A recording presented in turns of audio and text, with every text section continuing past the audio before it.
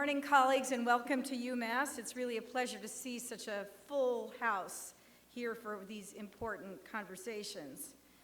I want to thank Risa and Marjorie and all of the other organizers here for bringing this distinguished crowd to UMass to talk about these important questions of health and inequality. I come at this actually as someone who's had a little bit of experience with this topic. I spent 8 years on the MacArthur Foundation research group on inequality in health, and as a consequence of that, worked on a book called A Different Shade of Gray, Growing Old in the Inner City. And this focused on New York, but on issues that are very familiar to those of you from our region.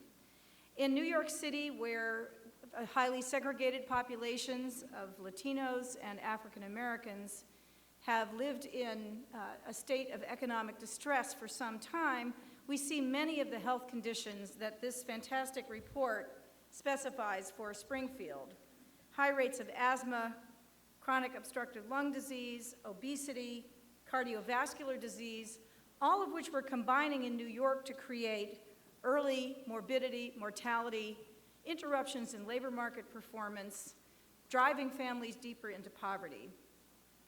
These conditions, of course, are highly connected to racial residential segregation, to lower levels of employment, to very difficult and stressful conditions in schools that show their effects very early in life, starting with early and high rates of obesity among children and all of the other health conditions that follow thereafter.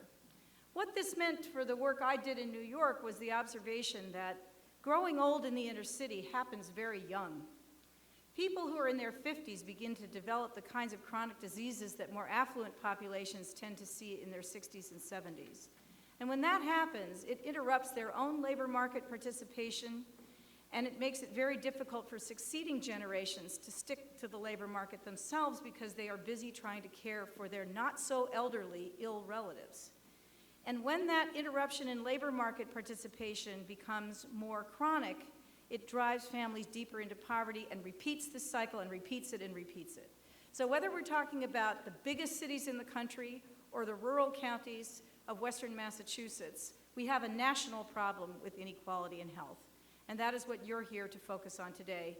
You are the frontline people who know so much about how these conditions develop and what it will take to deal with them.